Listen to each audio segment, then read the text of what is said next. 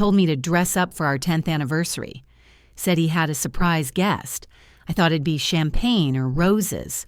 Not my best friend. Calling herself his partner, I remember what I wore that night. A deep wine-colored dress with a low back, long sleeves, and a soft satin shimmer that made me feel like a woman again. Not just someone's wife, someone's errand runner. It had taken me a week to find it. Online, half price, final sale.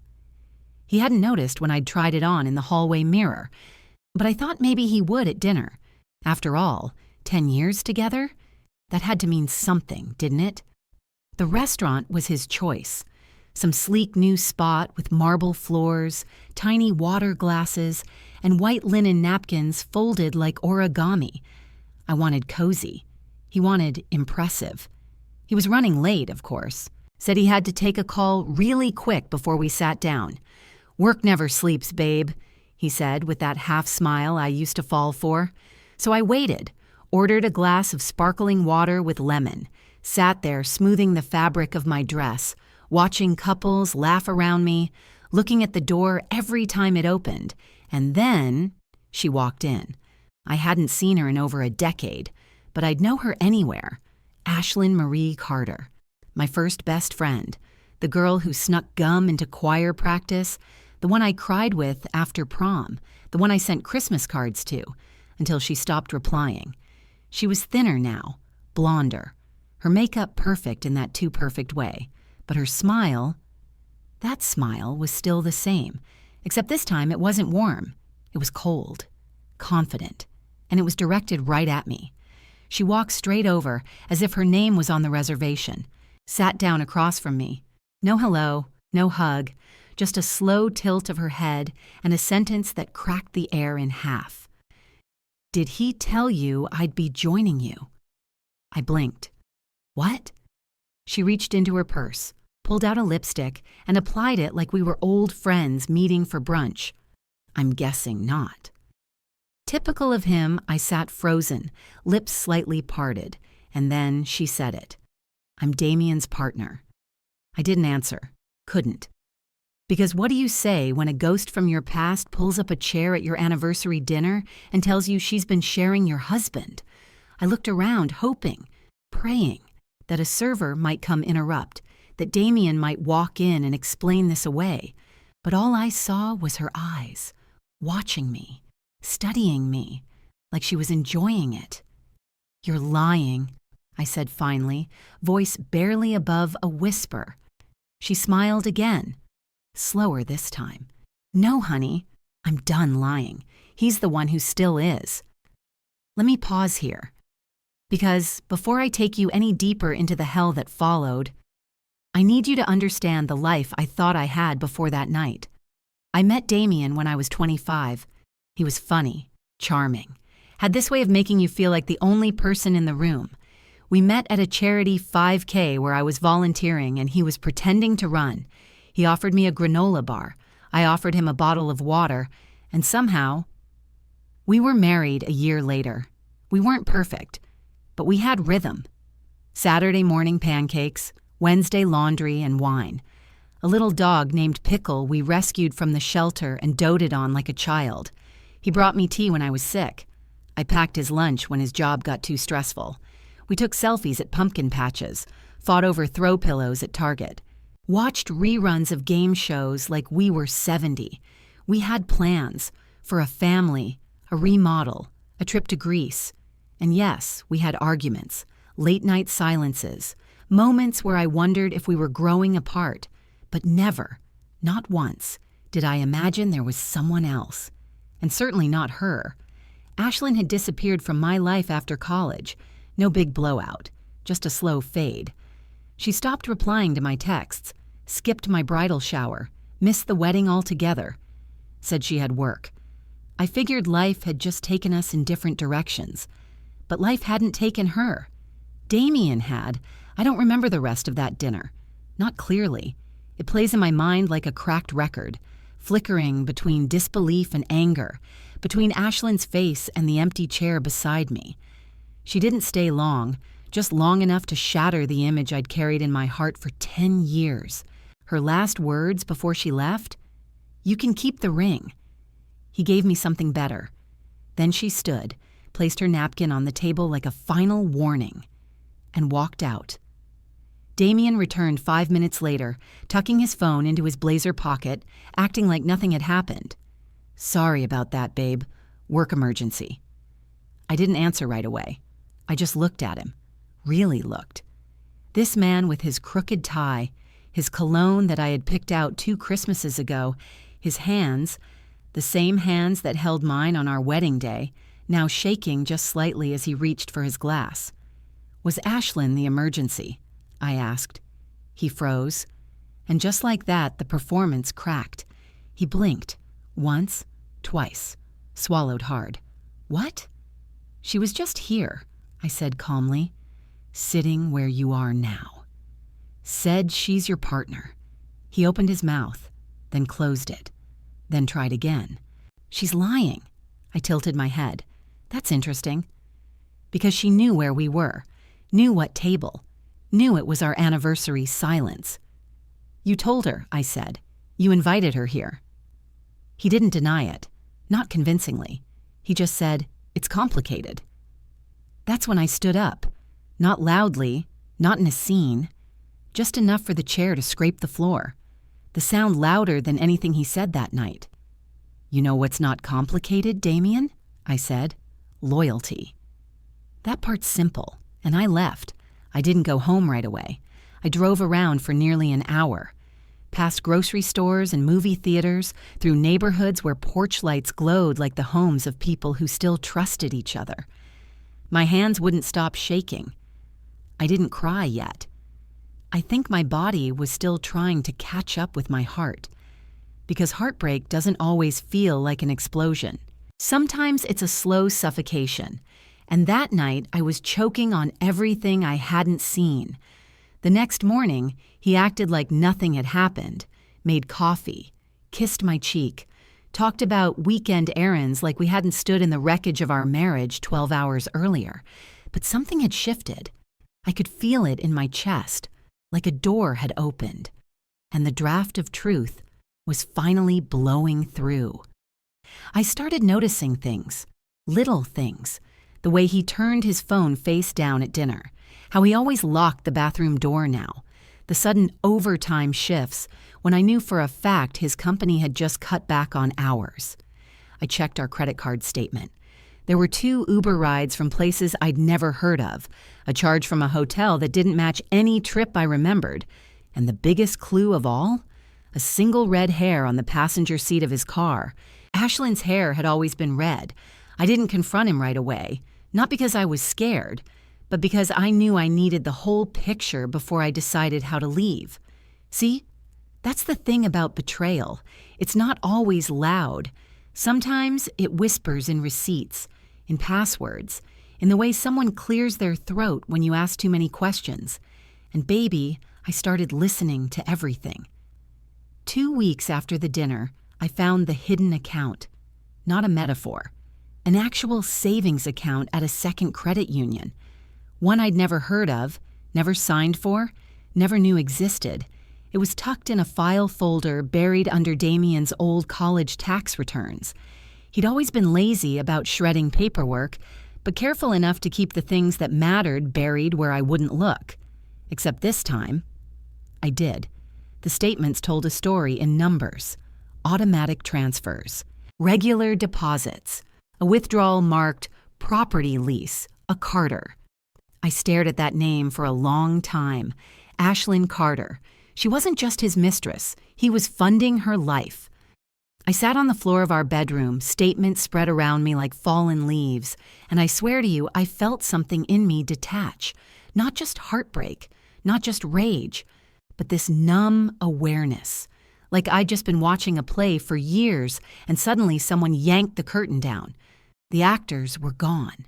The props were fake. And I had been sitting in the audience clapping for a lie. That night, I didn't wait for him to come home. I was sitting at the kitchen table with the folder when he walked in. He smiled when he saw me, that tired smile of a man who assumes he's still in control, until he saw the folder and the wine glass and my face. "What's all this?" he asked. "Sit," I said. He hesitated, then sat. "I want you to look me in the eye," I said, "and tell me you haven't been financially supporting Ashlyn for the last 3 years." His eyes flickered. Fast, guilty. Then, "That's not what you think." I held up my hand. "No lies. Not tonight." He leaned back, rubbed his jaw like he was weighing how much truth he could afford, then finally said, "It started when her dad got sick. She needed help. I had extra. It wasn't supposed to become anything." I stared at him. "You gave her money before you ever told me. You lied about where you were. You had an entire second account, and I'm your wife. What was it supposed to become, Damien?" He looked at the floor. And in that moment, I realized something. He wasn't sorry he did it. He was sorry he got caught. "You could have just told me you weren't happy," I said, my voice shaking. "You could have left." "I didn't want to leave," he muttered. "No, you wanted both," I said. "You wanted the wife who cooks and folds laundry and stands beside you at parties, and the mistress who flatters your ego and takes your money and tells you you're still young." He flinched, but I wasn't finished. "You wanted me to sit across from her on our anniversary and smile like a fool while you watched us both squirms. And I bet that made you feel powerful." He didn't respond, and his silence told me everything I needed to know. I stood up. "I'm done." He looked up, startled. "Wait. No yelling, no throwing things, no, how could you? Just done. You're overreacting. Damien." I leaned down until I was eye level with him. 10 years I gave you, loyalty, partnership, peace, and you threw it away like it was some old receipt you didn't need anymore. I walked out of the room, and I didn't look back. The next morning, I filed for separation. I told him he could keep the house, the furniture, the TV, the whole performance set. All I wanted was my name and my peace. Damien didn't fight the separation, not because he was noble, but because the lie had finally cost him more than the truth. He moved into a condo across town, closer to Ashlyn, I'm sure, and left me with the silence of a house that no longer felt like home. He stopped showing up at mutual events, stopped texting just to check in. And that's how I knew he was still protecting her. But the world has its own way of spreading stories. And secrets? They don't stay quiet long. It started small. A message from a friend of ours, Yolanda, who ran the local book club. I didn't want to assume anything, but is it true about Damien and Ashlyn Carter? I didn't reply right away. I sat with that message for a long time. Then I wrote back, "Yes, it's true. She was at our anniversary dinner. And no, I didn't know until that night." I hit send and felt a weight roll off my chest. It spread from there. Not like gossip, not with venom, but like recognition. Like people finally saw what I'd been hiding behind for years. The church women started leaving warm notes in my mailbox. The neighbors offered to mow my lawn. Miss Hattie from the corner lot brought me homemade peach cobbler just because. And one day, our old friend group, the same one that used to have potlucks with Ashlyn back in the day, invited just me to brunch. They didn't bring her name up once. But when they hugged me goodbye, one of them whispered, "You deserved better." We all saw it. We just didn't want to believe it. Ashlyn tried to call once. Blocked number. I didn't answer. She left a voicemail. "I didn't plan to hurt you. I loved you like a sister once, but Damien, he made me feel seen." I deleted it before it finished, because there's something worse than betrayal. It's when the betrayer tries to rewrite history and forgets you still remember the truth. The one person I thought might be angry at me was my mother-in-law, Damien's mama, Miss Ruth. She'd always been proud of our marriage, sent handwritten birthday cards, said we were the picture of commitment. When she called, I braced myself, but all she said was, if I had known what he was doing, I would have slapped the taste out his mouth myself. And just like that, I laughed for the first time in weeks. I started showing up to things on my own, braver than I felt, lighter than I looked. People didn't ask me to explain. They just started sitting beside me again. And for the first time, I felt like I wasn't the one who had something to be ashamed of. Healing didn't come in a wave. It came in layers, one small act at a time. I started by repainting the guest room, not because I needed it, but because the walls had held too much silence. I chose a warm olive green, soft, earthy. I opened the windows, let light pour in. I played gospel music while I rolled the brush across each wall, singing under my breath, and for the first time in a long time, it felt like mine. Then I booked a solo weekend trip. Just me. No itinerary. No matching couples' shirts. No checking in with someone who didn't check in with me. I walked along a quiet beach in Carolina, read a book I'd never had time for, ate breakfast for dinner in a little diner with cracked leather booths, and somewhere between the sunrise and the third cup of coffee, I started feeling like myself again. I went back to church, too, sat in the third pew on the left, no ring on my finger, no husband beside me, just me, hands open, heart healing, singing like someone who'd been cracked open and found something deeper inside. And then, one Sunday, I saw him, Damien, standing near the back, alone. He didn't come forward, didn't make a scene, just gave me a small nod. I nodded back. That was it. And honestly, that was enough. Because forgiveness doesn't always mean reconciliation. Sometimes it just means choosing peace over poison. And I was done drinking poison just to keep appearances clean. People ask me sometimes, do you still think about her? About Ashlyn? Sure, sometimes. When I drive past the old high school, when I hear a song we used to sing into hairbrushes in her bedroom, but not with hate, not anymore. She's just a chapter I had to close in order to write the next one. And that next chapter, it's sweet, y'all, not because someone new came along, but because I did. I came back to myself. I started laughing with my whole chest again, started saying no to things that drained me, started saying yes to things that made me feel alive. I even started a little side hustle, organizing small events, planning local anniversary dinners, and I do it with joy. Because even though mine ended in betrayal, I still believe in love that lasts, just not at the cost of my dignity. You know, baby, betrayal don't always come with fists or fire. Sometimes it comes wearing perfume you recognize, in the voice of a friend you once told your secrets to, at a dinner table you set with love. And that kind of betrayal, it doesn't just break your heart, it makes you question your worth. But let me tell you what I learned. A woman's worth doesn't sit in a man's faithfulness. It doesn't depend on how long someone stays. It's not measured by who claps for your anniversary or who you used to call best friend. Your worth is steady, unshakable, whole, even when the people you trusted fall short. I thought I was building a life with someone. Turns out I was building one in spite of them. And when it all came crashing down, I realized the only person I'd really been waiting on was me. So now I want to ask you something, baby.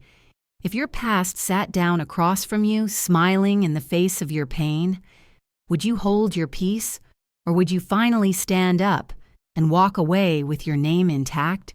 Tell me in the comments. And if this story spoke to your spirit like it did mine, go on and hit that subscribe button, not just for me, but for every woman who's had to learn that healing isn't about fixing what broke. It's about becoming someone new, someone whole, someone wiser, and someone who never forgets. She was always enough, even when they couldn't see it.